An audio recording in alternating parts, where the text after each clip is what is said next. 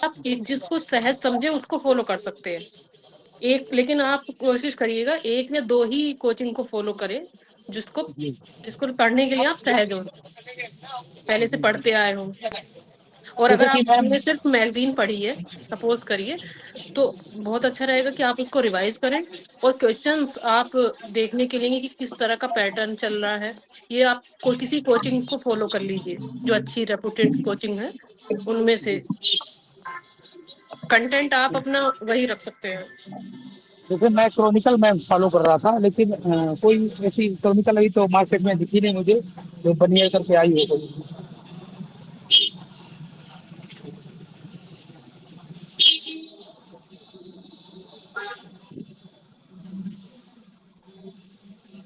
हाँ बताइए, आप क्या कह रहे हैं?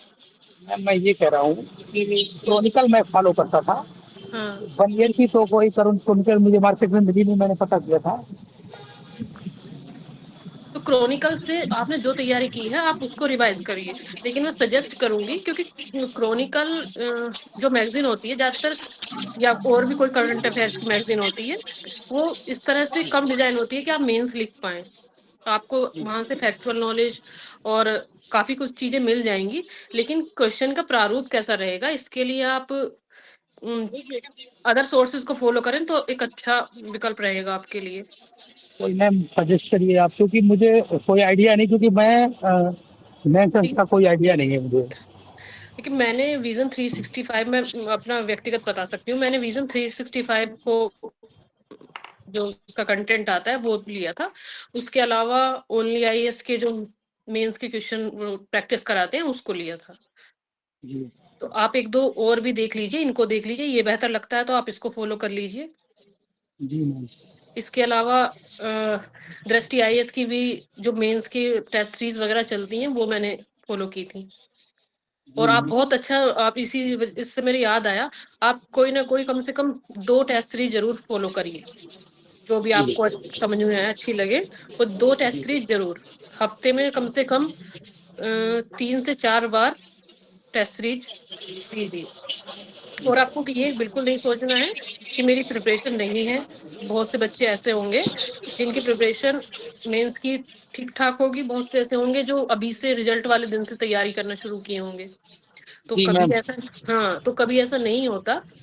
आज मान लीजिए आप बहुत अच्छे से प्रिपरेशन करके मेंस में बैठे, तो बिल्कुल ऐसा नहीं होगा कि आपने पूरे 100% सिलेबस कवर किया है तो सारे क्वेश्चन आपके उससे आएंगे, तैयारी से आएंगे।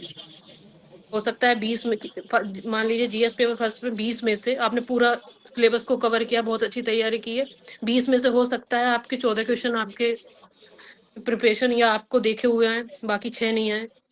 और ये भी हो सकता है कि आपका तैयारी थोड़ी सी कम हो, जो आप चाहते हैं मेरी इतना, मैं इतना अचीव कर लूं, और तब भी आपके 20 में से 18 क्वेश्चन ऐसे आए जो आपके पढ़े हुए हैं। तो आप इतना जैसे पढ़ लेंगे कि जो जैसे बाकी कि के बिना पढ़े वाले क्वेश्चन होते हैं ना, उनको भी आप कर पाएंगे। तो ये बिल्कुल नहीं सोचना है कि जब मेरी तैयारी हो जाएगी मैं तब टेस्ट सीरीज देना शुरू करूंगा। वो आप अभी से शुरू करिए, बिल्कुल भी आप वेट मत करिए कि मैं थोड़ा पढ़ लूं तब टेस्ट सीरीज दूंगा।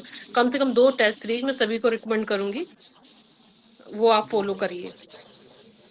और और जैसे कि मैम कोई नोट्स टाइप के किसी कोचिंग से रेफर का आपकी कोई आवाज थोड़ी सी कट के आई है। मैं बाकी के ये कह सभी रहा लोग हूँ मैम। कैमरा ऑन कर लीजिए अपना अपना। मैम कैमरा ऑन करके बैठी हैं, उनका प्रोटोकॉल है।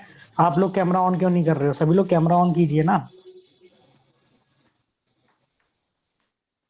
मैम हाँ मैं बताइए। ये कह रहा हूँ कि जैसे जीएस मतलब फर्स्ट टू फोर्थ के लिए कोई नोट्स, हम्म मतलब जो सेल्फ स्टडी हो सके, जिससे कि जल्दी कवर, क्योंकि समय बहुत कम है।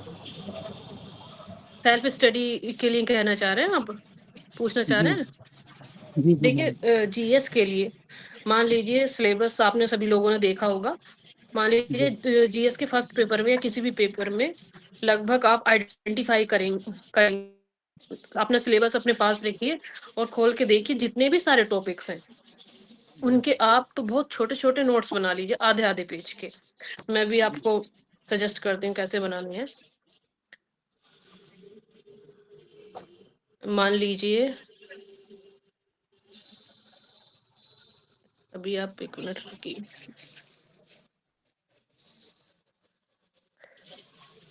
मान लीजिए पेपर फर्स्ट है, सपोज करिए जीएस का पेपर फर्स्ट है।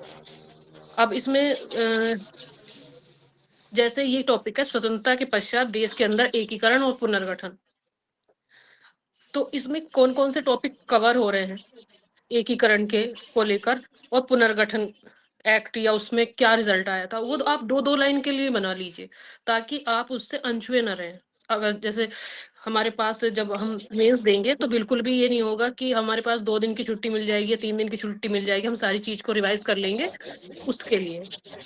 मान जी लीजिए 1857 की क्रांति है, तो उसका मेन उद्देश्य क्या था, उसकी असफलताएं क्या थी, वो मुश्किल से आपको एक एक लाइन में, मतलब अगर उद्देश्य उसको हमको डिफाइन करने हैं तो हमारे पास 30 लगभग 30-35 शब्द से ज्यादा नहीं है।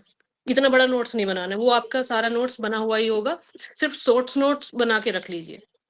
जी और जैसे मान लीजिए महिला संगठन है और उसकी महिला संगठनों की भूमिका है, तो मेन अभी चर्चा में मान लीजिए जो जो उनसे महिला संगठन आए होंगे, तो महिला संगठन कौन कौन से एक्टिव हैं भारत में, उनके नाम लिख लीजिए, 5-6 जो भी आपके सिलेबस में दिए होंगे, और उनकी हाल ही में करंट को जोड़ के, जैसे मान लीजिए कोई घटना ऐसी घटती है, 2-3 संगठन आते हैं प्रकाश में, उनकी भूमिका आती है, उसको आप नोट कर लीजिए 2-2 3-3 लाइन में। तो जब आप मेंस के पास होंगे, 2-4 दिन का ही समय होगा, तो आप उसको एकदम से रिवाइज कर लेंगे सारा सिलेबस आपका। जो शॉर्ट नोट्स हैं, मान लीजिए जीएस फर्स्ट पेपर के शॉर्ट नोट्स आपके 10 पेज में कंप्लीट हो जाने चाहिए। जी इतना ही जरूर बना के रखिएगा सबके लिए, चाहे पेपर फर्स्ट हो या पेपर सेकंड हो। बहुत ही छोटे छोटे, जो आप जी कहीं जा भी रहे हो, ट्रेवल भी कर रहे हो, तो भी आप अपने पास रख लें, उसको पलट के देखते देखते रहे। इससे क्या होगा, आपके सारे टॉपिक्स पर नजर रहेगी, दिमाग वहीं पर रहेगा, और आप तो थिंकिंग करते रहेंगे। जी मैम। ये बहुत बेनिफिशियल था मेरे साथ, और मेरे बाकी बैचमेट जितने भी थे तैयारी करने वाले या मेंस लिखने वाले, जिन्होंने फॉलो किया, सबको बहुत इससे लाभ मिला।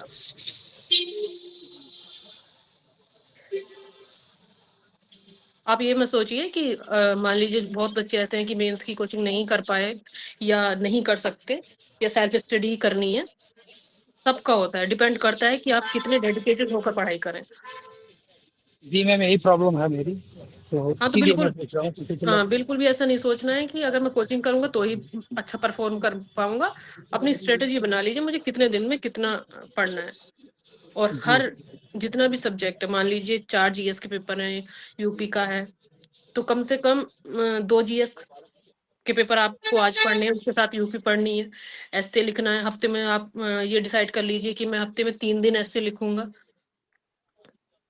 और मान लीजिए रोज, अब जैसे हिंदी है तो हिंदी के लिए मैं कम से कम 1 घंटा रोज दूंगा, क्योंकि वो भी 150 नंबर की आनी है। मैम। सारे किसी भी चीज को हमको छोड़ना नहीं है, हिंदी हो, एसए हो या जीएस हो, किसी को नहीं छोड़ना है, सबको उतना ही फोकस रहना है। जैसा कि मैम मैंने कुछ टॉपर्स की कॉपी देखी हम्म पहले जो दे चुके हैं, तो उनका जो निबंध का था वो उससे मतलब मार्क्स कैसे बढ़ाए जा सकते हैं? निबंध के लिए जो मैंने फॉलो किया था, वो निशांत जैन की एक बुक पुस्तक आप है। लोगों ने, हाँ पुस्तक है, उसके आप निबंध को देखिए, समझिए, देखिए उन्होंने कैसे फॉर्मेट किया है उस निबंध को, जी मैम। या और आपको निशांत लगता जैन और है किसी डॉक्टर विकास बेहतर। कीर्ति ने जो मिलके लिखी थी। जी जी। हाँ, एक वो ब्लू कलर की बुक है, हम्म। वही बुक, वो काफी अच्छी है, उसमें बहुत अच्छे से आपको समझ में आ जाएगा कि ऐसे की फ्रेमिंग कैसे करनी है और कैसे लिखना है, किन किन बिंदुओं पर ध्यान देना है। और आपके जैसे शायद 9 टॉपिक है ऐसे के, तो आप हर टॉपिक के ऐसे देखिए 3-4, किसी को भी ऐसे नहीं छोड़ना है कि मान लीजिए मैं कल्चर छोड़ दूं या ये छोड़ दूं तो दूसरा कवर हो जाएगा। कभी कभी ऐसा होता है कि फर्स्ट सेक्शन में कल्चर के तीनों ऐसे पूछ लिए जाते हैं, या एग्रीकल्चर उस सेक्शन में है तो एग्रीकल्चर के तीनों ऐसे पूछ लिए जाते हैं। तो आप थोड़ा पढ़िए, अगर जैसे मान लीजिए कल्चर किसी को कम समझ में आता है, तो आप थोड़ा पढ़िए, लेकिन ऐसी स्थिति ना हो कि बिल्कुल ही अनअवेयर होकर कुछ भी लिखना पड़ रहा है। जी मैम।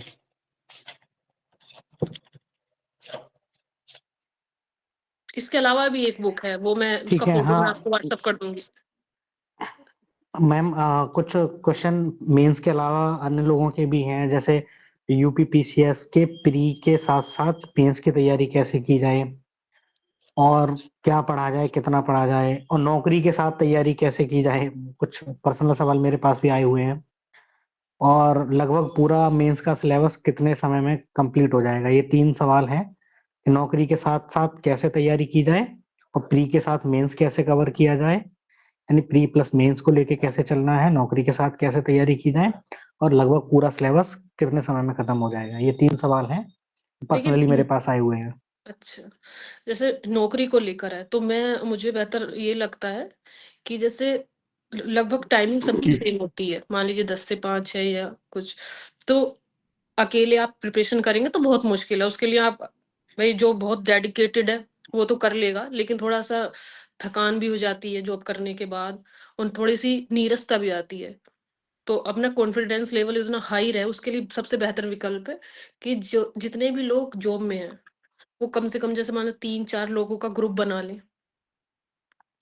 तो उससे क्या होगा, जब मान लीजिए 6 बजे से पढ़ना है, 5 बजे ऑफ़िस से आए, 6 बजे फ्री हो गए या 7 बजे से पढ़ना है।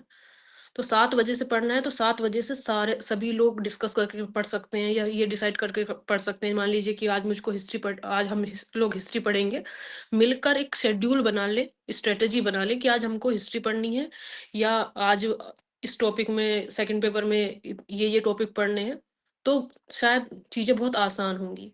या उसके बाद जैसे आपने 7 बजे से डिसाइड किया सभी जॉब जितने भी जॉब करने वाले कैंडिडेट हैं कि 7 बजे से 11 बजे तक हमको पढ़ना है।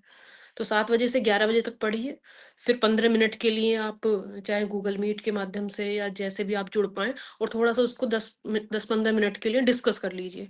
ये बेहतर तरीका हो सकता है, क्योंकि प्रेशर भी रहेगा जब आप डिस्कस करेंगे तो ये भी रहेगा कि जो आपको आलस आ रहा होगा थक के, और जब अब हमारे साथ वाले जितने भी कैंडिडेट हैं वो सब बताएँगे कि आज ये था, उसमें ये था, इस तरह से क्वेश्चन आ सकता है।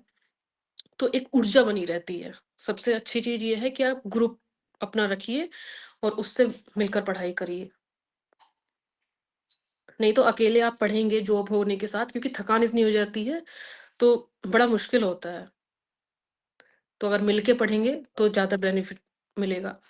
और दूसरा आपने ये कहा था कि प्री और मेंस, देखिए हमें ये लगता है कि प्री और मेंस की तैयारी अलग-अलग है। लेकिन आप कभी सिलेबस उठाकर देखेंगे तो 70% जो प्री का सिलेबस है या मेंस का सिलेबस है वो सेम है। तो अगर आप पढ़ रहे हैं तो उसी माइंडसेट को अपने पास रखिए। मान लीजिए आप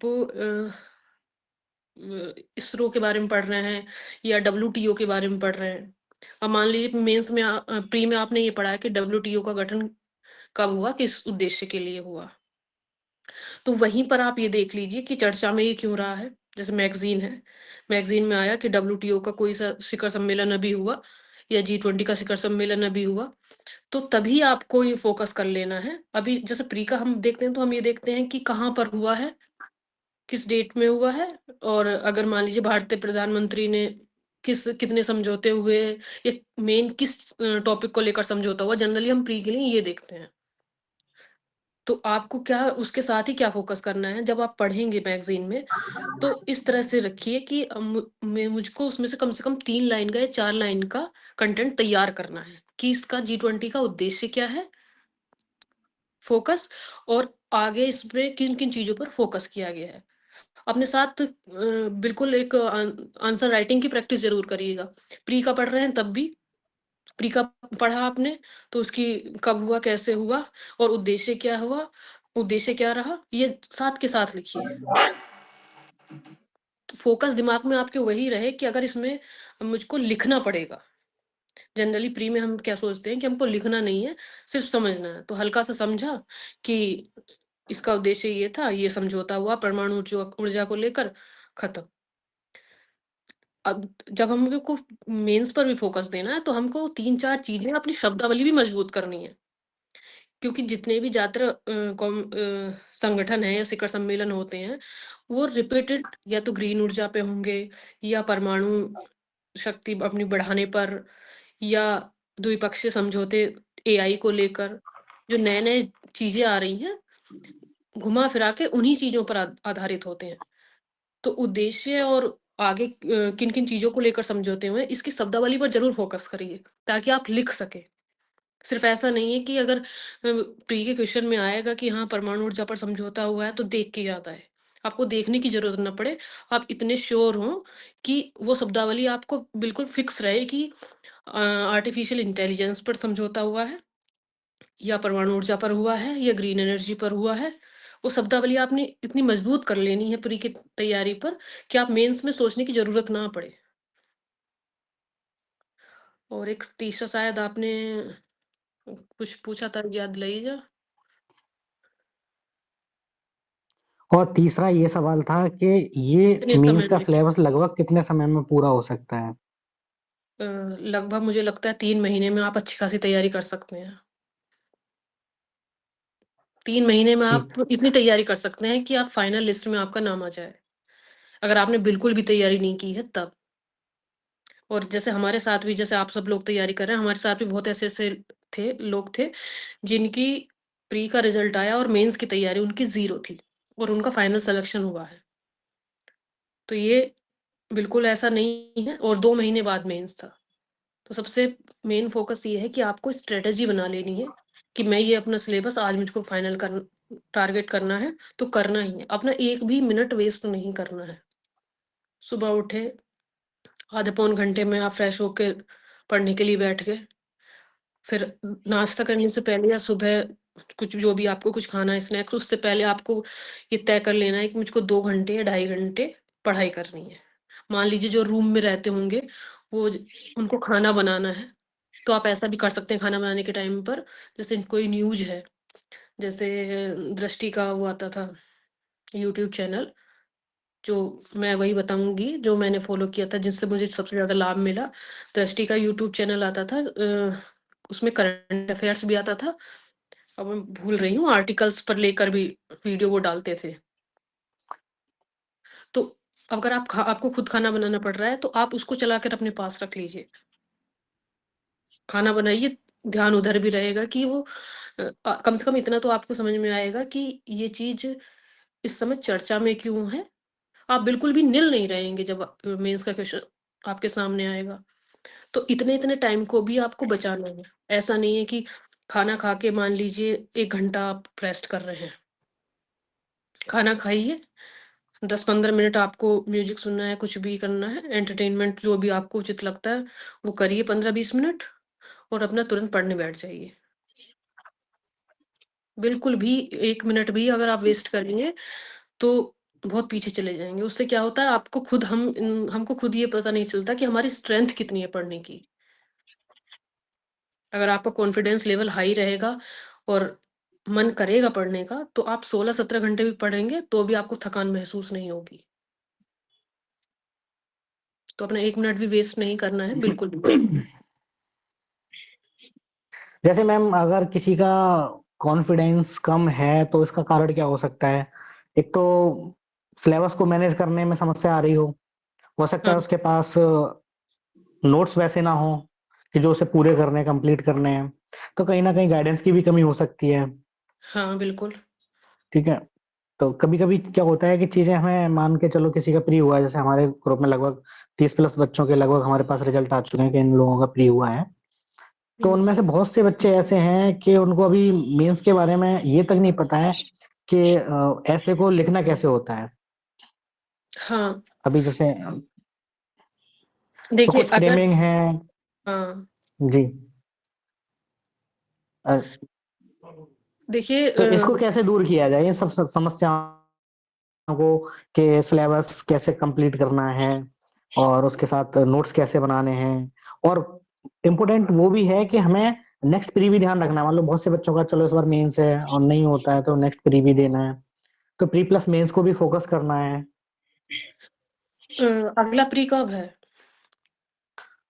सितंबर में है तो शायद, अब तो सितंबर अक्टूबर में। अक्टूबर में है, सितंबर में है।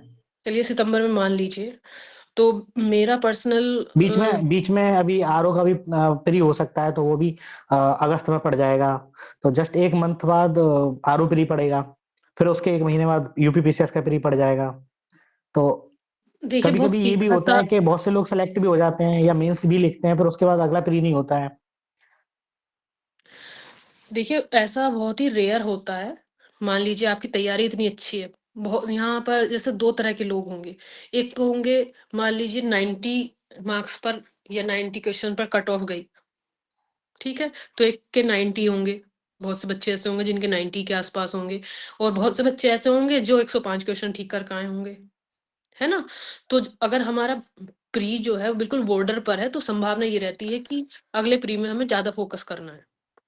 और ऐसा बिल्कुल नहीं है, देखिए आप जैसे आरओ का मेंस या लगेगा, मेंस ही तो है ना आरओ का या प्री है? आरओ का प्री लगेगा अभी। अच्छा, प्री लगेगा। देखिए प्री में अभी आप क्या करेंगे, मेंस के लिए पूरा जीएस पढ़ेंगे, बहुत डीपली पढ़ेंगे और हिंदी भी पढ़ेंगे। तो आप ऐसा कर सकते हैं जैसे मान लीजिए उसमें 60 क्वेश्चन आते हैं ना आरओ में, आरओ में 60 हिंदी क्वेश्चन होते हैं हिंदी के हिंदी प्री के। में। तो शायद 1-2 ही चीज़ें ऐसी हैं जो यूपी मेंस में नहीं पूछी जाती।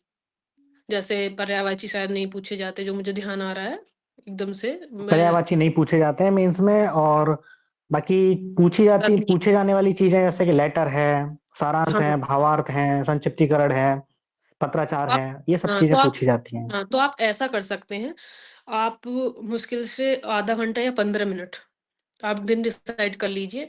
15 मिनट के लिए आप जो क्वेश्चंस जो हिंदी की चीज़ें मान लीजिए पर्यायवाची है या तद्भव है, वो आप अभी से उसके लिए 15-20 मिनट निकाल सकते हैं। इससे ज़्यादा तो मैं सजेस्ट नहीं करूँगी, क्योंकि आप अच्छे से मेंस की तैयारी करेंगे, तो आपकी जीएस बहुत अच्छा हो जाएगा। ये बिल्कुल नहीं सोचना है कि मैं मेंस के तरीके से जीएस पढ़ रहा हूँ और प्री का तरीका पढ़ने का अलग होता है। अगर आप बहुत अच्छे से अपनी जीएस की तैयारी करेंगे, तो आप निश्चित रूप से पिछले प्री के अपेक्षा मतलब अधिक मार्क्स ले आएँगे। चाहे वो आरओ का प्री हो या यूपीपीसीएस का प्री हो। जी। यूपीपीसीएस के प्री में बहुत टाइम है। हम्म। अगर सितंबर में है और जून में आपका पेपर हो जाता है, तो अगस्त सितंबर कम से कम 1.5 महीना बहुत होता है। डिपेंड करता है ना कि आप कितने डेडिकेटेड होकर पढ़ाई करते हैं। उसमें आपको जी। फिर सीसैट देख लेना है और करंट अफेयर और जो 1-2 महीने का ऐड हुआ होगा। क्योंकि 1 साल का करंट अफेयर तो आप अब भी मेंस के लिए करेंगे। तो मुझे नहीं लगता, अगर ये बिल्कुल मत सोचिए कि मैं अगला प्री क्यों देंगे? अगला प्री भी तो आप प्री मतलब अगले प्री की चिंता क्यों करनी है? अगला प्री भी तो आप इसी नाते तैयार हैं कि अरे मुझे मेंस देने का मौका मिलेगा। तो वो मौका तो आज ही मिल रहा है ना? अगला प्री भी हम यही सोचें जी। कि काश मेरा प्री निकल आए। आज ही निकला हुआ है तो हम 3 महीने 4 महीने के बाद की चिंता क्यों करें? आप बिल्कुल ये सोचिए कि मुझको अभी इसी साल में सिलेक्शन लेना है। अगर आप इतनी ये सोच के तैयारी करेंगे तो आपकी तैयारी डबल होगी और निश्चित रूप से अगला प्री भी निकलेगा। आप ये सोचिए कि मुझे देने की ज़रूरत ही नहीं पड़े, मैं इतनी अच्छी पोस्ट पे सिलेक्शन ले लूँ। जी। तभी आप डेडिकेटेड होकर पढ़ पाएँगे। अगर आपका ध्यान ये रहेगा कि मैं मेंस दे रहा हूँ, मेरा अगली बार होगा, नहीं होगा, तो ये अलग चीज़ें हैं ना। मैं आपको बताऊँ, मैंने 2017 का इंटरव्यू दिया था। इंटरव्यू देने के लगभग 20 दिन बाद, शायद 15 दिन बाद 18 का मेंस लगा था। तो मैं इस कश्मकश में थी कि कहीं ऐसा ना हो मेरा 17 का भी फाइनल मतलब लिस्ट में नाम ना आए और मेरा 18 का भी मेंस चला जाए। उसी साल सिलेबस भी चेंज हुआ था। फिर भी मैंने इंटरव्यू दिया, उसमें मेरा फाइनल सिलेक्शन नहीं हुआ। मेंस के 10 दिन पहले ही फाइनल रिजल्ट आया, तो मेरा 18 भी नहीं हुआ। लेकिन जब हुआ 2020 में सिलेक्शन हुआ 20 वाले पेपर में, तो मुझे खुद ये नहीं था कि मेरा इस वाले उसमें एग्ज़ाम में सिलेक्शन हो जाएगा। जबकि 17 वाले में मुझे ये श्योर था कि इसमें मेरा सिलेक्शन हो जाना चाहिए। तो हमें खुद पता नहीं चलता कि हमारी कितनी अच्छी तैयारी हो चुकी है। आप डेडिकेटेड होकर पढ़ाई करेंगे इसी मेंस के लिए, मुझे फाइनल सिलेक्शन लेना है, तो निश्चित रूप से फाइनल सिलेक्शन हो जाएगा। उससे कोई लॉस नहीं जी। है कि अब मुझे अगले का भी सोचना है। ठीक है। और किसी का कोई सवाल? मैं एक एक करके नाम लेता हूँ। आयुष, अवनीश। अवनीश जी, आपका क्या सवाल है? मैम से पूछ सकते हो आप।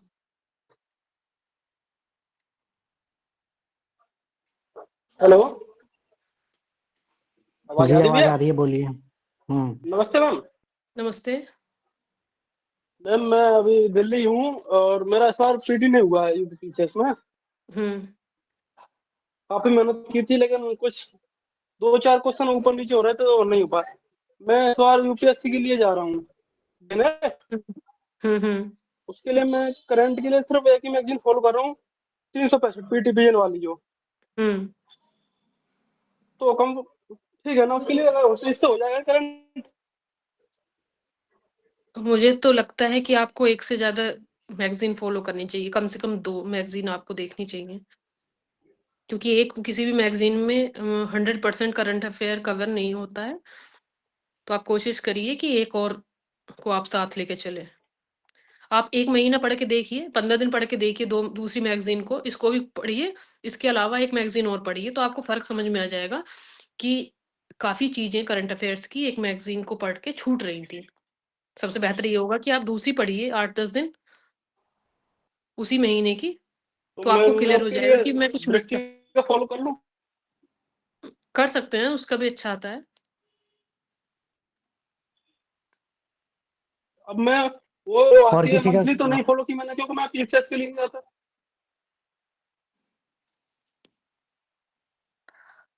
तो वार्षिकी फॉलो कर लेना भाई। ठीक ठीक, ओके, धन्यवाद मैम। और किसी का कोई सवाल? मैं अवधेश जी, बाकी के मैं, लोग अपना अपना कैमरा ऑन कर लीजिए।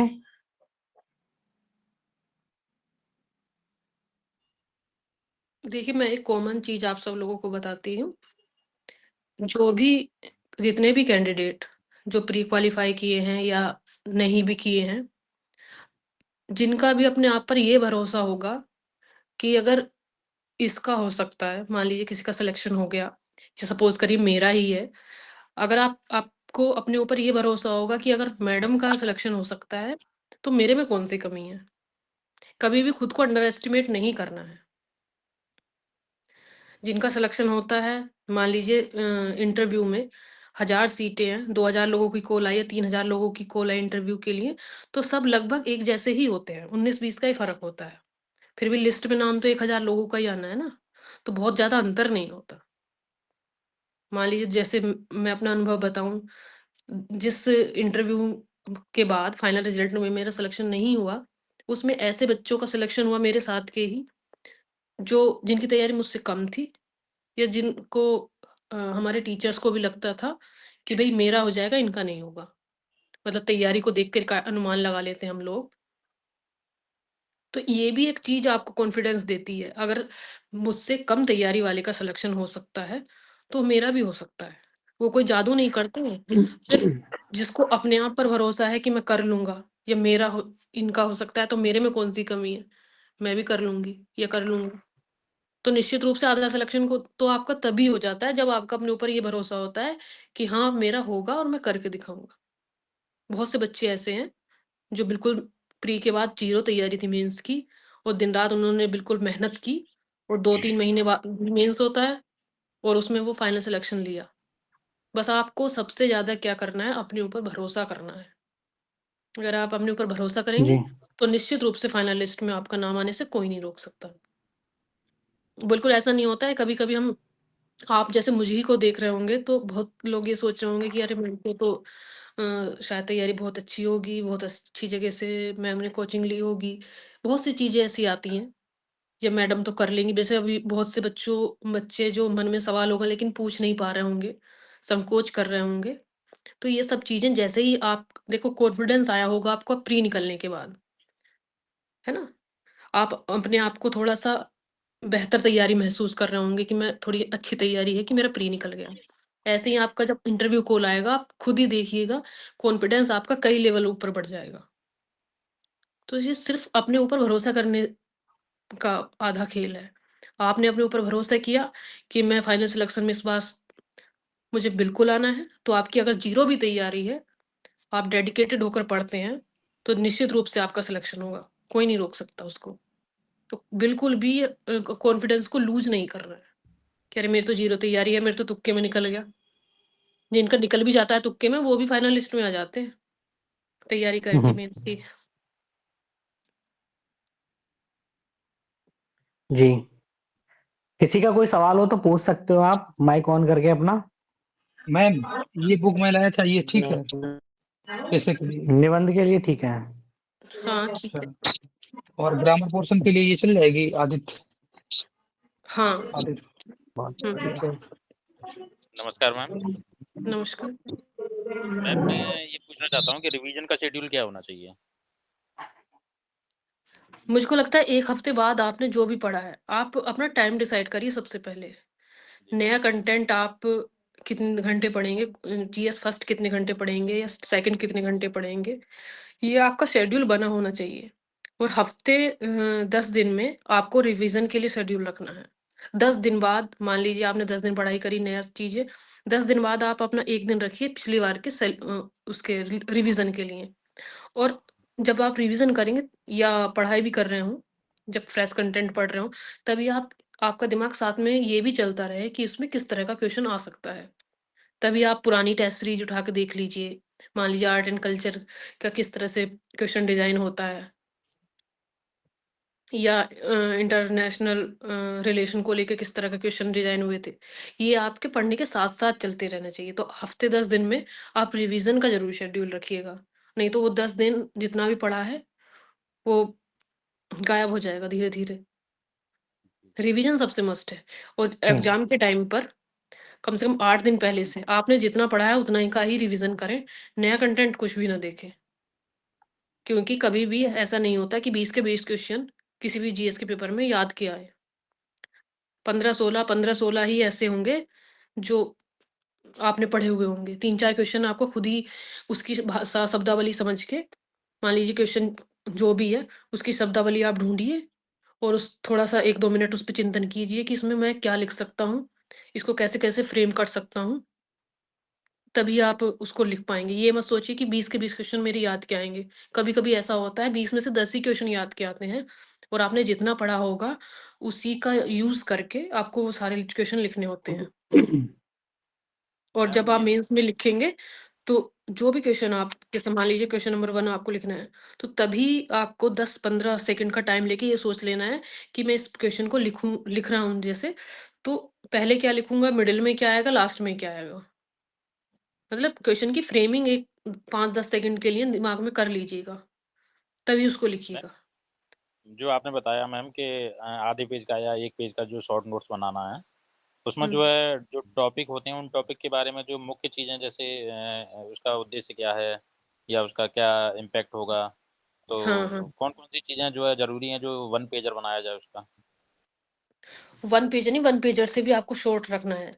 जैसे ये आपको अभी मैं बताती हूँ, जैसे नीति शास्त्र का है, सपोज़ करिए, जैसे सिविल सेवा के लिए अभिरुचि और बुनियादी मूल्य, सत्यनिष्ठा, निष्पक्षता, गैर-तरफदारी, वस्तुनिष्ठता, इसी तरह के 2-3 चीज़ें और मूल्य और हैं।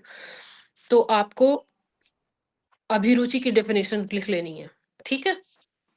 जो आप अपने सोर्स नोट्स बनाएँगे, अभिरुचि की डेफ़िनेशन लिख लेनी है और उसका एक एग्ज़ाम्पल आपको लिख लेना है। तो उससे जब आप रिवाइज़ करेंगे, तो आपको अभिरुचि की डेफ़िनेशन देख लेंगे और एग्ज़ाम्पल ए पेपर 4th में एग्ज़ाम्पल सब में आपको लिखने हैं। तो कम से कम जब आपको अभिरुचि की डेफ़िनेशन आएगी, तो कम से कम इतना आपकी तैयारी हो जाती है कि उस पर 2-3 पेज आराम से लिख देंगे। अगर आपको डेफ़िनेशन ही नहीं पता है, तो उस पर नहीं लिख पाएँगे। इसी तरह से सत्यनिष्ठा, सत्यनिष्ठा क्या होती है, उसकी 1 डेढ़ लाइन की जो भी डेफ़िनेशन आपको समझ में आती है, जो बेहतर लगी याद करने में, उसको आप लिख लीजिए। उसका यूज़ कैसे होता है या उसमें द्वंद की स्थिति कब आती है, 1 लाइन में उसको लिख लीजिए, एग्ज़ाम्पल वहीं लिख लीजिए। जैसे अभी जब आप करंट अफ़ेयर पढ़ेंगे, मान लीजिए सत्यनिष्ठा को लेकर कोई चीज़ या कोई घटना घटी होगी, तो उसी चीज़ को 2 लाइन में वहीं लिख लीजिए एग्ज़ाम्पल के रूप में। जी। आधे पेज से ज़्यादा का शॉर्ट नोट्स नहीं बनाना है बिल्कुल भी। जो परिभाषा वाले हैं, उसके परिभाषा के साथ एग्ज़ाम्पल लिखिए। ये संगठन वगैरह हैं या जैसे उत्तर प्रदेश की वास्तुकला है, या उत्तर प्रदेश के मान लीजिए 1857 में क्या योगदान है, तो 1857 में उत्तर प्रदेश का योगदान लिखना है आपको। तो हेडिंग बनाइए, यूपी 1857 क्रांति, उसमें सीधे-सीधे फटाफट ये लिख लीजिए, किसने कहाँ से नेतृत्व किया था, ठीक है? और जैसे हाँ, उत्तर प्रदेश का योगदान किसने कहाँ से नेतृत्व किया था और किसकी क्या विशेषता थी? मान लीजिए रानी लक्ष्मीबाई ने झांसी से नेतृत्व किया था, तो रानी लक्ष्मीबाई से लड़ा कौन था? अंग्रेज जनरल, ठीक है? तो आपका ये दिमाग में आ जाएगा। मान लीजिए 7 जगह से उत्तर प्रदेश में योगदान हुआ। मान लीजिए कानपुर से हुआ और मेरठ से हुआ और बरेली से हुआ, अवध से हुआ, झांसी से हुआ। तो आपके दिमाग में क्या आएगा? आपने मान लीजिए 5 के नाम लिख रखे हैं सपोज़ करिए, तो आपके दिमाग में ये तो आ जाएगा कि हाँ, 5 बड़े ऐसे लीडर थे जिन्होंने 1857 की क्रांति में योगदान दिया। तो सारे यूपी से ही थे। तो इतनी बड़ी क्रांति के इतने बड़े-बड़े 5 लीडर सारे यूपी से थे। तो अब तो आपको सोचने की ज़रूरत नहीं है कि उनका कितना बड़ा योगदान होगा, है ना? पूरे उत्तर प्रदेश को उन्होंने कवर किया। तो एक तरह से पूरा उत्तर प्रदेश का जितना भी रियासतें थीं या एक बहुत ही मेजर भूमिका या अंग्रेजों पर दबाव बनाने का प्रयास पूरे क्षेत्र में इतना मेजर ना तो ऊपर कहीं हुआ जम्मू कश्मीर या हिमाचल में देखेंगे या वेस्ट बंगाल में देखेंगे जितना उत्तर प्रदेश ने योगदान दिया। सारे उत्तर प्रदेश को समाहित कर लिया मेरठ से लेके प्रयागराज तक। तो ये सब चीज़ें आपको याद आ जाएँगी, सोचने की ज़रूरत नहीं पड़ेगी। और जैसे मान लीजिए एक आध टॉपिक मैं और बताती हूँ आपको।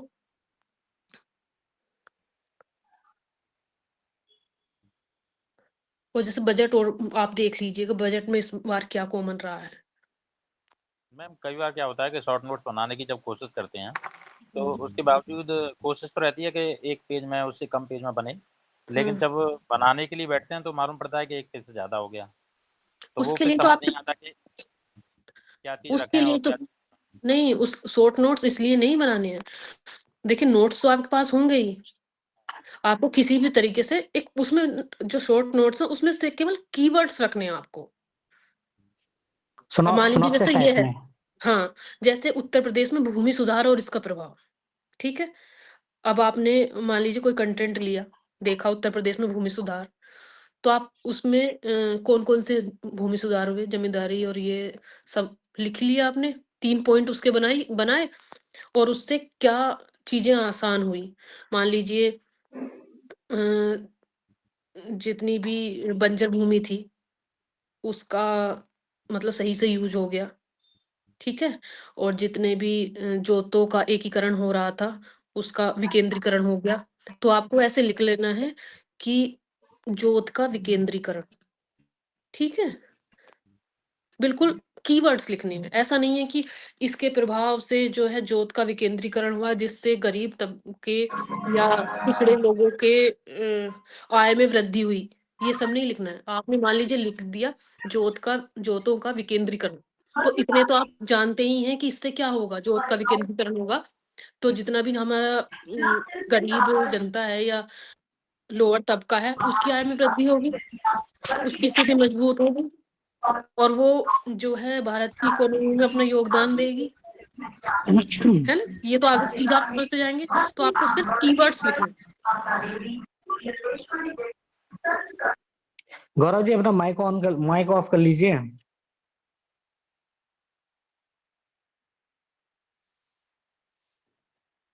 और आप लोग बताएँ कुछ? जैसे एक टॉपिक मैम और मैं मेरा और एक आपको बताती हूँ, क्वेश्चन ये था 1 मिनट में भी बताती हूँ, जैसे भारत बोलिए, और उसके बोलिए। पड़ोसी सुन रही संबंधों। हैं आप? जी। हाँ, बताइए?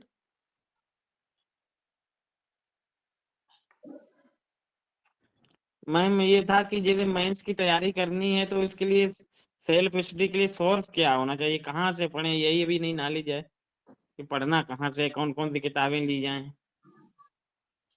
मेंस के जितने भी नोट्स आपको जरूरी हैं वो मैं आपको टेलीग्राम पे उपलब्ध करवा दूंगा, ठीक है? लिंक उसकी मैं आप ग्रुप में भेज दूंगा अभी। तो मेंस के जितने भी नोट्स हैं, जितने भी पेपर हैं, उन सबके नोट्स आपको वहाँ टेलीग्राम पे मिल जाएंगे, ठीक है? जी थैंक यू सर, बहुत बहुत धन्यवाद। और कोई सवाल हो, तैयारी से संबंधित सवाल पूछो, नोट्स वगैरह सारी चीजें मिल जाएंगी। आपके लिए जानना जरूरी है कि नोट्स को बनाएं कैसे, आंसर्स को लिखें कैसे, फ्रेमिंग कैसे रखें, इन सवालों को पूछिए मैम से। फ्रेमिंग की सर कोई पुस्तक आती है, कैसे की जाए फ्रेमिंग? निबंध की। ये दृष्टि जो लाए हैं सर, इसमें कोई फ्रेमिंग है ही नहीं, बिल्कुल फ्लैट में लिखे हुए हैं आंसर। फ्रेमिंग ऐसे होती नहीं है कि डिजाइन की आपको वो बताएंगे। आप ऐसे पढ़िए, उसको 2-3 बार पढ़िए और समझने का प्रयास करिए कि पहले पैराग्राफ में किस बिंदु पर फोकस किया गया है या लेखक क्या कहना चाह रहा है, दूसरे में किस पॉइंट पर उसने लिखा है, तीसरे पैराग्राफ में किस पॉइंट पर लिखा है। आप अच्छे से पढ़िए 2-3 निबंध। एक निबंध को कम से कम 3 बार पढ़ेंगे तब आपको समझ में आएगा कि इसकी फ्रेमिंग कैसे है। और जैसे आपने 4-5 निबंध पढ़े अच्छे से, आज एक पढ़ा, उसकी फ्रेमिंग को समझा, कम से कम 3 बार में समझ में आती है फ्रेमिंग। फिर अगले दिन आपने दूसरे पढ़ा, मान लीजिए आपदा का पढ़ा, उसमें आपने पढ़ा कि आपदा होती क्या है रिसेंट में क्या घटना हुई, दूसरे पैराग्राफ में ये दिया है। तीसरे में और किस टाइप की आपदाएं आती हैं। चौथे में ये लिखा है कि भारत किन आपदाओं के प्रति सेंसिटिव है और अब तक क्या इनिशिएटिव लिए गए हैं। फिर आगे लिखा हुआ होगा अगले पैराग्राफ में कि इसमें सरकार की क्या भूमिका है या और क्या चीज नई टेक्नोलॉजी आने वाली है। मान लीजिए सुनामी को लेकर क्या टेक्नोलॉजी आने वाली है, या उससे आगे लिखा होगा कि आपदा का प्रबंधन कैसे करना है, उसमें लोकल लोगों की क्या भूमिका हो सकती है या सरकार की क्या भूमिका हो सकती है। तो आपको आप जब किसी भी ऐसे को पढ़ेंगे 2-3 बार बहुत ही अच्छे से गहनता से, तो आपको खुद समझ में आएगा कि इस ऐसे को डिजाइन कैसे किया गया है, लेखक ने कैसे लिखा है। और जब आपकी खुद पढ़ के समझ में आएगा, तभी आपका स्किल डेवलप होगा कि अगर कोई ऐसे आता है, तो मैं उसको कैसे डिजाइन करूँ। किसी भी बुक में फ्रेमिंग दी नहीं होती है। वो तो हमें ऐसे किसी अच्छे अ, उसका कैंडिडेट का मिल जाएगा, हमें खुद ही उसमें से आइडेंटिफ़ाई करनी है कि कैसे उसने फ्रेम किया है, समझना है हमको। जब 4-5 ऐसे आप गहनता से पढ़ेंगे तो आपको खुद क्लियर होगा कि ऐसे लिखा कैसे गया है, क्या कौन-सी चीज़ पहले है, कौन-सी मिडल में है, कौन-सी लास्ट में है, किसके साथ कन्क्लूज़न है, पॉजिटिव अप्रोच जो है कन्क्लूज़न में दी हुई है। कोई भी जैसे आलोचनात्मक क्वेश्चन भी आता है जीएस में या अन्य में भी, तो आप डेफिनिशन लिखते हैं जनरली, उसका रिसेंट में क्या कि क्यों मतलब चर्चा में रहा है जिस वजह से वो क्वेश्चन बना मेंस का। उसके पॉजिटिव एस्पेक्ट लिखते हैं, नेगेटिव एस्पेक्ट लिखते हैं और लास्ट में एक पॉजिटिव अप्रोच के साथ आप उसका कंक्लूजन करते हैं, ज़्यादातर यही होता है। तो ये चीज़ें आपको देख-देख के समझनी है, खुद ढूँढनी है उसमें से ऐसे में से, कैसे लिखा है। अगर कोई भी मेंस का कुछ कंटेंट अगर लिख रहे हैं अपनी तरफ से तो ग्रुप में डाल सकते हैं, साझा कर सकते हैं और उसके बाद उस पे क्या प्रतिक्रिया आएगी वो हम लोग देख लेंगे उसको। और किसी का कोई सवाल? जैसे कि मैम मान लीजिए कोई क्वेश्चन लिखना है 125 शब्दों में, हुँ। तो उसमें अच्छे मार्क्स कैसे पाए जाएं? जैसे कि मान लीजिए प्रश्न पूछ दिया, हड़प्पा काल से आप क्या समझते हैं, इसका वर्णन करें। तो किस तरीके से फ्रेमिंग होनी चाहिए जिससे कि अच्छे मार्क्स आ सकें? जैसे हड़प्पा काल को लेकर सबसे पहले तो हम पहली लाइन में या इंट्रो में ये लिख सकते हैं कि कब से लेकर कब तक के काल को या उ उस टाइप की संस्कृति जो है हड़प्पा संस्कृति के अंतर्गत आती है। जी। वो इंट्रो में लिखने के बाद आप सीधे ये लिख सकते हैं कि उसकी विशेषताएँ क्या हैं? हम उसको कैसे आइडेंटिफ़ाई करते हैं? भई हड़प्पा संस्कृति में कौन-कौन से मतलब उसकी विशेषता जैसे को जो भी खुदाई साक्ष्य में कुछ मिले हों। हाँ, खुदाई में जो भी उत्खनन से हमें प्राप्त हुआ हो, वो किस चीज़ को दिखाते हैं? मान लीजिए उसकी खुदाई में जिस तरह की बिल्डिंग है या स्नानागार या जो भी प्रमाण मिले हैं, वो उस समय की नगरीय सभ्यता को किस तरह से दर्शाते हैं। एक एक वैज्ञानिक अप्रोच उस समय भी थी। इस तरह से आप लिख सकते हैं। जब आप क्वेश्चन लिखा हुआ आएगा, तो उसमें 2-3 शब्द होते हैं। जब भी जी। जैसे 125 नंबर का है या 200 शब्दों का क्वेश्चन आएगा, तो कभी भी इस तरह से नहीं आता कि जैसे हड़प्पा संस्कृति से आप क्या समझते हैं? इतना पूछने के बाद वो आगे कुछ ना कुछ ज़रूर लिखेगा, जी। है ना? 2 एक शब्द ये तो एक शब्द का हो गया कि हड़प्पा जी। संस्कृति से आप क्या समझते हैं? वो आगे ज़रूर कुछ ना कुछ लिखेगा। तो वो 2-3 कीवर्ड्स जो भी किसी भी क्वेश्चन में हैं, आपको उन्हीं जैसे 125 का है तो 2-3 कीवर्ड्स उसमें रहेंगे। तो डेफिनिशन के बाद अगला पैराग्राफ जो वो मेन चीज़ पूछ रहा है, उस पे लिखना है। जैसे मान लीजिए मैम पूछ दिया आलोचना के बारे में, पूछ दिया कि आलोचना करें इस तरीके से। तो पहले आप हड़प्पा संस्कृति के विषय में लिखेंगे इंट्रो, जी फिर उसके पॉजिटिव एस्पेक्ट लिखेंगे कम से कम 4 लाइन में। फिर जो भी आप पॉजिटिव एस्पेक्ट आपने लिखे हैं जी उसमें एक-एक बिंदु को लेकर उसका आलोचनात्मक समीक्षा करनी है। लेकिन आपको लास्ट में ऐसा ही करना, पॉजिटिव एटीट्यूड ही के साथ ही वो करना है कि इतने समय पहले भी इतने सुसज्जित तरीके से या संगठित तरीके से ये नगर व्यवस्था का निर्माण किया जाता था। ऐसे नहीं है कि ये कमियां हैं और फुल स्टॉप। जी आलोचना का मतलब बिल्कुल निगेटिव नहीं होता है। उसमें ये होता है कि उसमें क्या-क्या चीज़ बेहतर हो सकती थी। भई ये कमी छूट गई है, लेकिन ये चीज़ बेहतर हो सकती थी। आलोचना अंतिम रूप से पॉजिटिव या उसको बेहतर बनाने की तरफ ही की जाती है। आलोचना का उद्देश्य कभी ये नहीं होता कि हम सामने दूसरी चीज़ में कमियाँ निकाल दें। हम उसमें जो कमियाँ हैं वो इसलिए निकालते हैं या इसलिए फाइंड आउट करते हैं ताकि उसको और बेहतर किया जा सके। तो जी जो भी आलोचनात्मक समीक्षा आएगी या क्वेश्चन आएगा, उसको आपको पॉजिटिव एटीट्यूड के साथ ही या अप्रोच के साथ ही उसको कन्क्लूड करना है। और जैसे कि मैम आर्ट एंड कल्चर से पूछा, जैसे कि द्रविड़ शैली, नगर शैली, कुछ भी पूछ दिया, तो उसमें मैपिंग का मतलब कैसा क्या रोल प्ले रहता है? मैपिंग किस तरीके से होनी चाहिए? उसका जो फिगर बना है वो कितना छोटा होना चाहिए, कितना बड़ा होना चाहिए, कितना मतलब कवर होनी चाहिए जगह लगभग? देखिए, जैसे 125 शब्दों का क्वेश्चन है, तो आप 1/4 पेज में आप बनाइए और कोशिश करिए जब आप अभी तैयारी कर रहे होंगे ना, आप जी खुद हमें बहुत कम पता होता है कि हम इस चीज़ में फिगर बना सकते हैं। चलिए ये तो हमें पता ही है कि संस्कृति वाले चैप्टर में या द्रविड़ शैली में या नागर शैली में, इनमें जो मंदिर का प्रारूप है वो हमको बनाना है, ठीक है? तो जी आप ऐसा कर सकते हैं, शॉर्ट में फिगर आपको बहुत छोटा-सा बनाना है, ज़्यादा बड़ा नहीं बनाना है। वो खामख़ा जी आपका टाइम भी लेगा और जी स्पेस भी घेरेगा। तो आप 1/3 या 1/4 पेज में फिगर बना लीजिए, कोई इश्यू नहीं है। और जब आप तैयारी कर रहे हैं ना मेंस की, तभी आप ये सोचिए, मान लीजिए भूगोल का पढ़ रहे हैं या उत्तर प्रदेश की संस्कृति पढ़ रहे हैं या कुछ भी पढ़ रहे हैं। अब जैसे अभी थोड़ी देर पहले हमने चर्चा की थी उत्तर प्रदेश का 1857 की क्रांति में योगदान। अब आप सोचेंगे जी उसमें क्या मैप बन सकता है? तो उसमें आप 1/4 में उत्तर प्रदेश का मैप बनाकर झांसी कहाँ पर है उसको अ, अच्छा, पॉइंट आउट कर सकते हैं, अवध को पॉइंट आउट कर सकते हैं, प्रयागराज को पॉइंट आउट कर सकते हैं, तो मेरठ उससे आपका, हाँ, मेरठ को मेरठ पॉइंट आउट वगैरह कर सब। सकते हैं। तो उससे एग्ज़ामिनर जो भी कॉपी चेक करेगा उसको ये पता होगा कि इसने कितने अच्छे तरीके से ये दिखाया है कि उत्तर प्रदेश का पूरा क्षेत्र जो है 1857 की क्रांति में योगदान दे रहा था। लिखेंगे तो आप वैसे ही, ये ये उत्तर प्रदेश का मैप मुश्किल से 20 सेकंड या 30 सेकंड में आपका मैप भी हो जाएगा, पॉइंट भी बन जाएँगे आपके। तो जी ये आपको मेंस की तैयारी जब आप लिखेंगे, तभी उसी के साथ-साथ छोटे-बड़े मैप से कोई फ़र्क नहीं पड़ता, आप 1/4 में बनाइए, काम खत्म। आपका जो शब्द हैं, वो कहीं कंज़्यूम नहीं होने चाहिए उनका टाइम। आपको मैप में या फिगर में या जो भी पिक्चर आप ड्रॉ कर रहे हैं उस पर, वो इतनी बड़ी नहीं होनी चाहिए कि आप शब्द नहीं लिख पाएँ। वो जी एडिशनल है, वो आप 30 सेकंड में, 35 सेकंड में, 1 मिनट के अंदर-अंदर आपको वो खत्म कर देना है। क्योंकि 7-8 मिनट आपके मिलने हैं एक क्वेश्चन के लिए। जी उसमें सोचना भी रहता है, लिखना भी रहता है, फ्रेमिंग करनी रहती है। कभी ऐसा भी होता है कि हमें क्वेश्चन पता भी नहीं होता। तो 30 सेकंड में आपको उस पिक्चर ड्रॉ कर देनी है, मैप ड्रॉ कर देना है। उसके लिए अलग से टाइम कंज़्यूम नहीं करना है, ठीक है? और जी साथ में आप तैयारी के साथ-साथ सोचते चलिए कि अगर मैं ये टॉपिक पढ़ रहा हूँ और इसमें से ये क्वेश्चन आता है, तो मैं क्या मैप बना सकता हूँ? और जितना आप मैप बनाएँगे या फ्लो चार्ट बनाएँगे, उतना फ़ायदे में रहेंगे।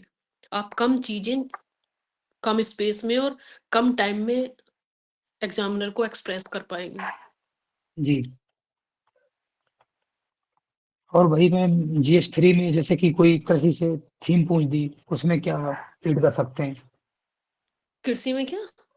कुछ भी थीम वगैरह, कोई थीम से रिलेटेड प्रश्न आया, जैसे कोई भी प्रश्न बन जाता है कृषि से संबंधित, तो उसमें क्या-क्या मतलब इंक्लूड कर सकते हैं अच्छा, जिससे मार्क बढ़ जैसे मैं जाए? ग्राफिंग वगैरह जैसे मैं अभी किस तरीके कर बताती हूँ, सकते हैं? 1 मिनट में अभी बताती हूँ।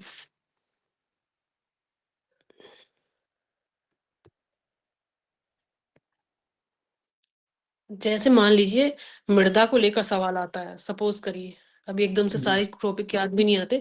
मान लीजिए मृदा को लेकर सवाल आया, जी भारत की मृदा को लेकर, जी। तो उसमें क्या बना सकते हैं आप? बताइए जरा मुझे सोच के थोड़ा, क्या भी दिमाग में आ रहा है इंस्टेंट। एक तो दिमाग में पॉइंट ये आ रहा, मान लीजिए उत्तर प्रदेश के बारे में पूछा तो मिट्टी से संबंध अगर है तो वहाँ डिनोट कर सकते हैं, उसको दिखा सकते हैं मैप में, उत्तर प्रदेश के मान लो रिलेटेड GS 5 में आया, 5-6 में, हाँ हाँ तो वहाँ पे दिखा सकते हैं, लोकेशन बता सकते हैं, उसको हाईलाइट कर सकते हैं। हाँ हाँ हाँ। और मान लीजिए कहीं दूसरा कोई टॉपिक है तो उसमें ग्राफ में जैसे मान लीजिए कोई मंदता वगैरह दिखाना है, किस तरीके से कंज्यूम हुआ है, कुछ भी पूछा गया तरक्की संबंधी, मान लीजिए विकास मंदता पूछा गया, तो विकास मंदता जैसे कोई क्वेश्चन बना है विकास मंदता से करंट से रिलेटेड जोड़ के, तो उसमें विकास मंदता किस तरीके से दिखाई जाए। उस पे जैसे आप ग्राफ दिखा सकते हैं। मान लो जी किसी भी कोई भी आपका एग्रीकल्चर का है या और कोई किसी भी टाइप का डेवलपमेंट है, तो आप उसमें सीधा XY वाला जो ग्राफ बनाते हैं ना, जी उतार जी चढ़ाव एक, सीधा आप वो दिखा सकते हैं। उसमें भी आपको 15-20 सेकंड लगना है। अभी जैसे मृदा वाला आपने बताया था, मृदा में उत्तर प्रदेश का है, भारत का, जिसका भी पूछा गया है, हाँ उसका हाँ आप लिखिए और जी सीधे सीधे बिल्कुल बड़े बड़े, और आप जैसे मान लीजिए आपको उत्तर प्रदेश में काली मिट्टी को दर्शाना है, जी। तो आप बड़े बड़े क्रॉस उसमें बनाइए काली मिट्टी वाले क्षेत्र में, बड़ा बड़ा, अच्छा, ताकि उसमें उसमें ये दिखा सकते हैं जैसे कपास के लिए अच्छी है तो वहाँ हाँ पे हाँ उपज उपज प्रवर्धन मतलब डिनोट हाँ कर बिल्कुल सकते हैं दिखा मैप सकते हैं, मैपिंग बिल्कुल से। दिखा सकते हैं। आपने जी जैसे वहां पर दिखाई काली मिट्टी, मान लीजिए जी काली मिट्टी, तो उसी में आप ब्रैकेट में लिख सकते हैं कि कपास प्रधान। जी और अगला जैसे मान लीजिए आप दोमट दिखाएंगे तो उसमें लिख सकते हैं, बलुई में दिखा सकते हैं कि चावल, उसमें आगे आपको चावल प्रधान लिखने की भी जरूरत नहीं है। एक में जी। आपने लिख दिया है कपास प्रधान, तो अगला एग्जामिनर समझ जाएगा कि हाँ चावल की खेती के लिए ये क्षेत्र प्रसिद्ध है। हाँ, हिंट दे दिया है कि मतलब हाँ आपका हिंट दे दिया। उत्तर जो है अच्छा है। हाँ हाँ। अब जैसे बनावरण न्यूनता दिखाई जाए तो उसके लिए भी इसी तरीके से कर सकते हैं। हाँ, आप उसमें ऐसे लिख सकते हैं, मान लीजिए उत्तर प्रदेश का आपने चित्र लिखा और जी वनावरण, नीचे आप उसका कैप्शन डालेंगे वनावरण न्यूनतम क्षेत्र, तो जी जहां जहां पर न्यूनतम क्षेत्र है वहां पर आप गोला कर दीजिए छोटा छोटा।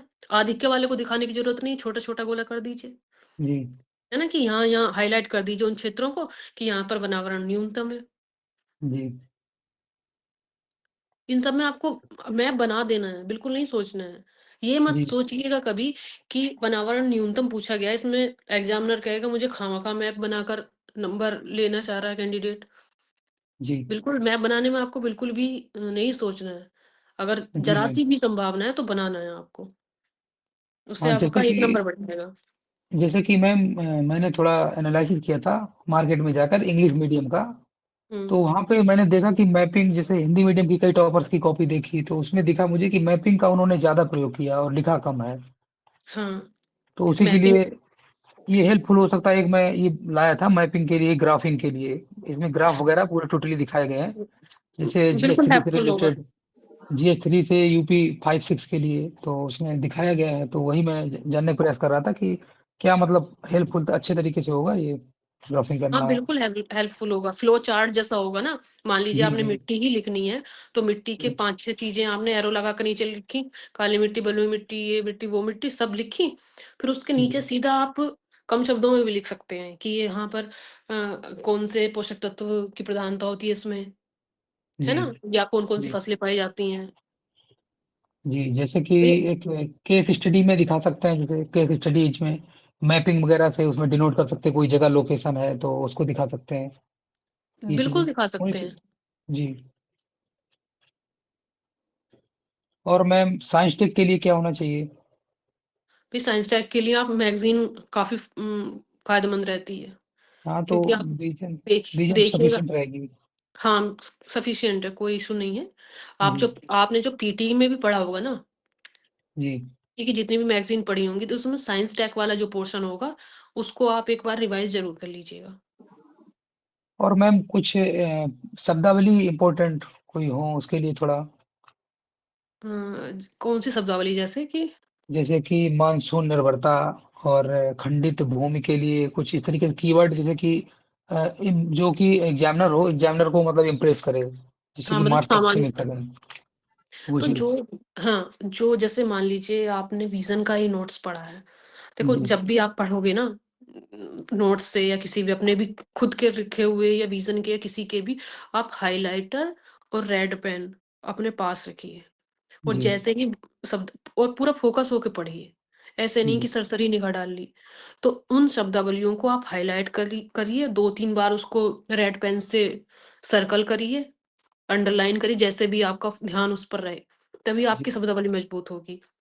और सबसे बड़ी चीज, सिलेबस आप दिन में 2-3 बार जरूर देखिए अपना, जी सिलेबस से भी आपकी शब्दावली मजबूत होगी और आपको पता रहेगा कि मैं कौन सा टॉपिक पढ़ रहा हूँ, कौन सा मेरा छूट रहा है।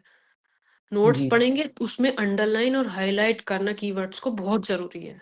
जी और जो शॉर्ट नोट्स मैंने बताए हैं उसमें भी आप कीवर्ड्स ही लिखेंगे तो आपकी चीजें मजबूत हो जाएंगी। जी। जैसे कि मैं मार्केट में कुछ अवेलेबल है कीवर्ड्स के लिए, तो मैं वही रिसोर्स लाया हूँ। एक एम.के. यादव सर के कुछ नोट्स थे, उसको मैंने देखा, वो क्योंकि इंग्लिश मीडियम के थे, हम्म। तो मैंने देखा, मुझे थोड़ा ठीक समझ में आया। आप क्या राय देना चाहेंगे, मतलब ठीक है वो नहीं, अगर आपको कीवर्डिंग समझ वगैरह? में आ रहा है तो ठीक है, लेकिन आप उस पे अपना लिमिटेड टाइम ही दीजिएगा। जी जी जी जरूरत से ज्यादा समय हमें उस पर नहीं देना है। जैसे जी मान लीजिए आप कोई टॉपिक पढ़ रहे हैं, जी तो जो टॉपिक पढ़ रहे हैं वो आप जो आपका कीवर्ड वगैरह उसको 1-2 मिनट के लिए देखिए हाँ हाँ कि वही। क्या है, बस इतना करना है, उससे आपको ज्यादा नहीं टाइम देना है उसमें। जी नहीं तो आपको कंटेंट, जो मेन कंटेंट है, वो छूटने की संभावना रहेगी। वही वही मैम, आपने वही नोट्स पूछना में चाह उसको रहा लिख लीजिए ना, जैसे आपने अपने पास वो कीवर्ड्स रख रखे हैं और आपने अपना नोट्स पढ़ रहे हैं, तो जैसे ही आपने देखा कि अच्छा इसमें ये 2-3 कीवर्ड्स काफी इंपॉर्टेंट है, वो आप वहीं पर तुरंत अपने शॉर्ट नोट्स के या जो भी नोट्स हैं आपके वहीं पर लिख लीजिए, ताकि अगली बार जी उसे जी खोल कर देखने की जरूरत ना पड़े। जी मैम। वो तो मैं जैसे जाता हूँ बाहर, तो फिर हम जेब में डाल लेता हूँ, छोटा ही है, ज्यादा इतना बड़ा हाँ है, उसमें दिक्कत नहीं होती है इस हाँ। तरीके से, तो कोई दिक्कत नहीं इसमें होती है। आज- बाकी यही पूछना चाह रहा था। और मैम GS4 के लिए फिर, क्योंकि उसमें मार्क्स उसमें भी दिक्कत करते हैं, वो यही एक दो सब्जेक्ट रहते हैं जो दिक्कत करते हैं, GS3 हो गया, GS2 हो गया, तो क्या मतलब ऐसा किया जाए जिससे नंबर मतलब अच्छे आ सकें? GS4 में तो आपको हर टॉपिक का एग्जाम्पल जरूर देखना है।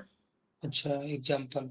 हाँ, और अब तो मुझे पता नहीं, आप किसी भी अच्छी दुकान पर जाइएगा। जी। जैसे अभी कहाँ पर रहते हैं आप?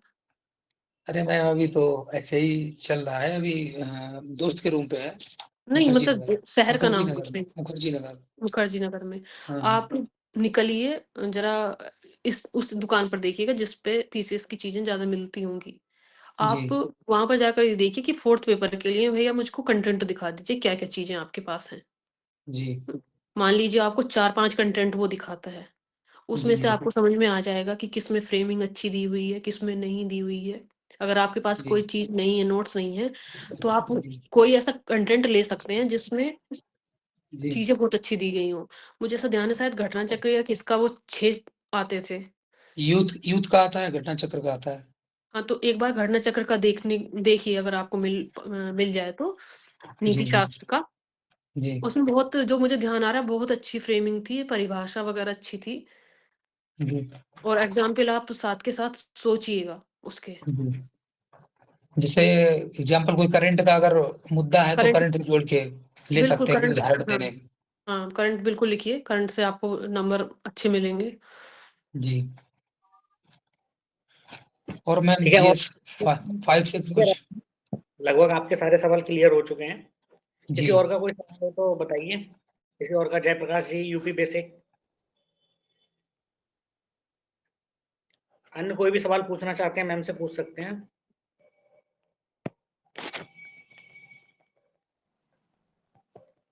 नहीं है किसी का कोई सवाल? ठीक है, बाइंड अप करते हैं फिर। और किसी का कोई सवाल होगा तो आप ग्रुप में छोड़ दीजिए, मैम ग्रुप में ऑलरेडी ऐड हैं, और अन्य लोगों को भी बता दीजिए, ठीक है? मैम उसको आंसर दे देंगी। चलिए मैम, बहुत बहुत धन्यवाद आपका मैम, आपने समय थैंक यू निकाला। मैम। थैंक यू आपको मैम। भी बहुत बहुत बहुत शुभकामनाएं। अच्छे से पढ़ाई करिए, फोकस जी होके। ठीक जी, है, okay. All the best. Thank you ma'am.